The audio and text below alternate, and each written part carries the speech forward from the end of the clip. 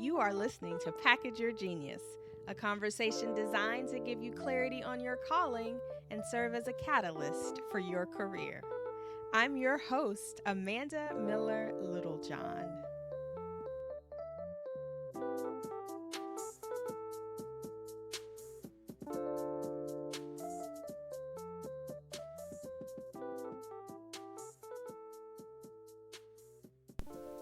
Welcome back to Package Your Genius. It's Amanda Miller Littlejohn. I'm excited to be back here with you today to talk about 2 new ways you can get clear on your genius and a genius offer that you can package to sell to others. So in my book, Package Your Genius, I break a successful personal branding process down into 5 steps.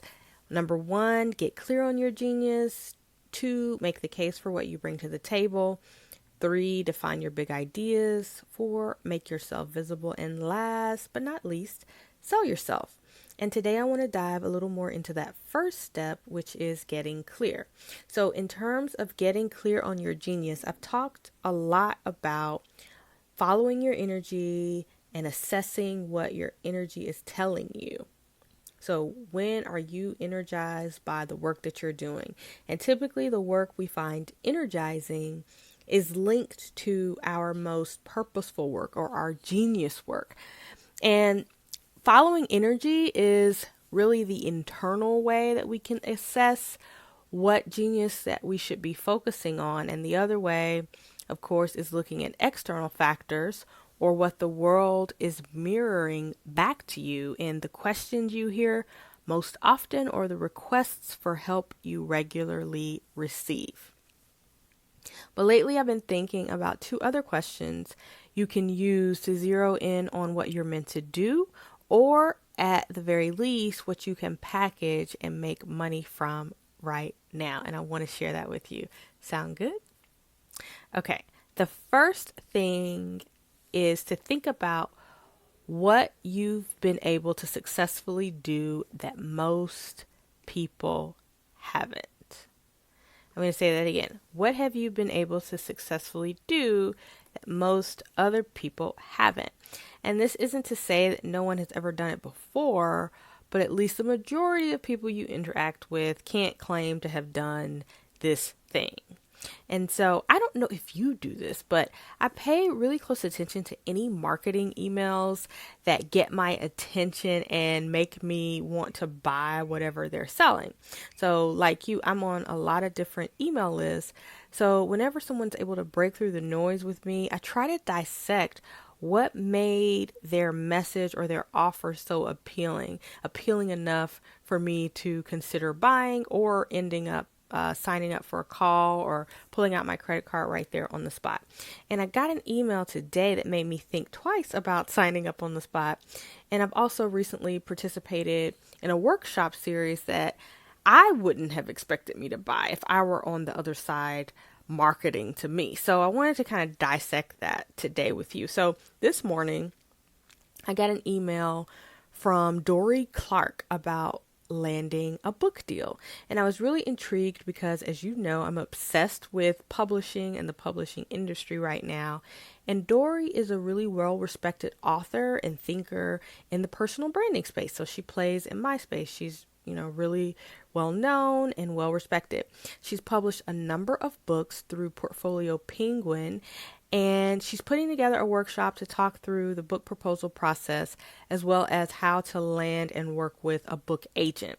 She's even invited her editor at Penguin to attend and is hosting a special dinner with, I think, a literary agent. So for anyone who has aspirations of playing in that world or even just wants to understand the process from the vantage point of someone who successfully navigated through that, this event is very, very attractive.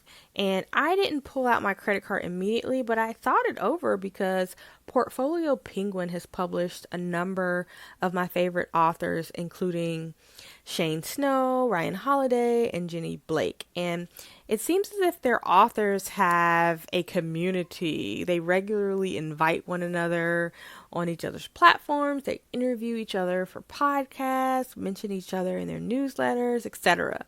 So it's definitely a circle worthy of tapping into if you like the type of books that they write, which I happen to love those books. That is my genre.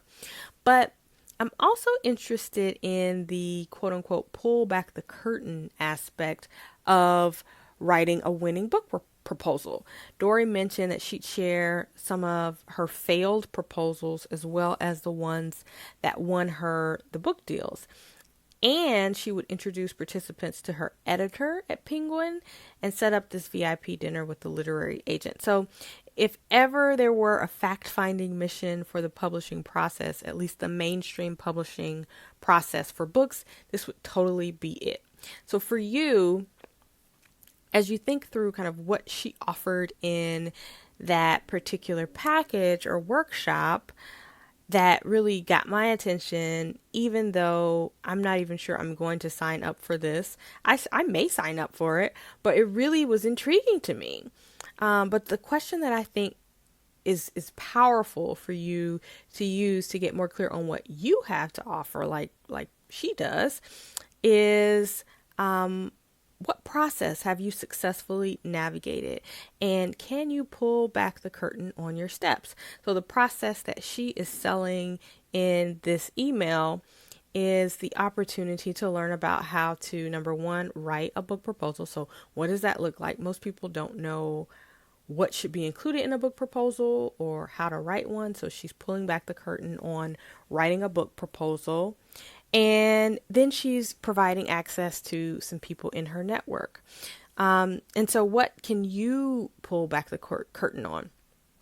So I told you I went to a couple of events. So a second event that I actually did sign up for, pay for, and attend was hosted by Farnoosh Torabi, who has the Soul Money podcast, and her colleague Susie Moore. So they've done a couple of PR workshops where they invite about 12 journalists and media people in New York City to come and speak with their attendees and break down what these journalists are looking for from potential contributors and guests on their platform. So even though I sell PR and I do PR and I'm successful at it, I was really interested in their PR workshops for two reasons. Number one, I struggle with brainstorming my own PR ideas. So how do I pitch me? Like, it's one thing to pitch my clients and to think through how to package my client's genius. But when you talk about putting that mirror back on yourself, it can be hard to think creatively about what you do because you're just so close to it. And so I struggle brainstorming PR ideas for myself and how I can package what I do for the media. It's like the dentist who can't clean his own teeth or the cobbler with no shoes. Sometimes it's just hard to do what you do for others, for yourself. So the chance to have other people brainstorm angles for me was really exciting. Secondly, I wasn't familiar with any of the journalists who were scheduled to attend their particular workshops. And while I'm in DC, New York is really the center of media, and you can just never make too many media contacts. So with the format of the event as it was, I knew we'd get a chance to rub shoulders and get to know the journalists in an informal setting, which we did. Now, most people probably would not have pegged me, a PR person, as a potential attendee for this workshop. But the way the event was packaged really spoke to me. The idea of working on my pitches, kind of having that day away from my business and away from my world, traveling to another city that I could get to fairly easily, hearing feedback, and then adding 10 to 12 new media contacts to my list was really exciting. So the opportunity, though, to meet the new journalist was the closer for me, which brings me to my second focusing question for you as you're thinking about what genius you can package for others to purchase right now. And that question is, what hard to get to people do you have access to? Who might want to know them, and how can you create an opportunity for them to connect? I'll say that again. What hard to get to know people do you have access to? Who might want to know those people? And how can you create an opportunity for them to connect? An interesting thing about both of these business owners who were kind of hosting these workshops, both Dory and Farnoosh, is they found something that they've already successfully done, and then they promised to walk you through a process. So they brought in hard to access people like national media journalists, book agents, book editors, so you can hear straight from the horse's mouth and possibly make a connection. A lot of people get hung up on what track record they need to have in order to be credible enough to sell to others. But to me, the results are all the credibility you need. The book workshop is not about writing a New York Times bestseller. It's simply about writing a book proposal and landing a book deal with a mainstream publisher. One person's experience of doing that, the way that they had to structure their proposal, and giving you access to people who can tell you what they're looking for in proposals. And then the PR event isn't promising you a spot on the Today Show, but it does lay out the steps someone took to do that and gives you access to the people who could help you make that happen. And those people are really hard to access. They're not just walking around looking to meet people. They typically have a ton of gatekeepers that are between you and them. So when you think about it that way, what processes are you looking over in your day-to-day work?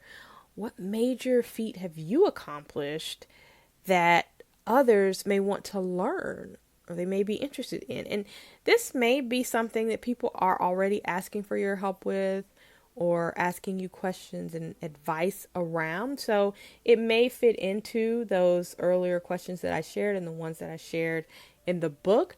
But if you're having trouble envisioning or remembering what people are thanking you for, and you just have a block around it, sometimes it's good to just think through the things you've been able to accomplish that other people may want to accomplish too. And that could be as simple as losing a certain amount of weight in 90 days, or getting a baby to sleep through the night by the time they're 8 weeks old. Like, we're all sitting on genius processes that others would pay handsomely for.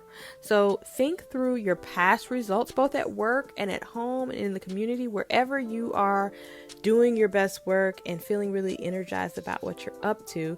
Think through those past results, and then also think about your current network and who you know that other people might want to get to know, and let me know what you come up with. I look forward to hearing about it. All right, see you next time. Bye.